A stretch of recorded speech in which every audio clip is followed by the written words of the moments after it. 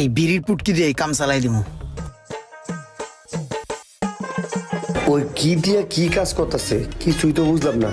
ওর মাথা মতো নষ্ট হয়ে গেছে নাকি? স্টার্ট দেন ভাই, আশা করি ঠিক হয়ে গেছে। দেন আপনি স্টার্ট দিয়া।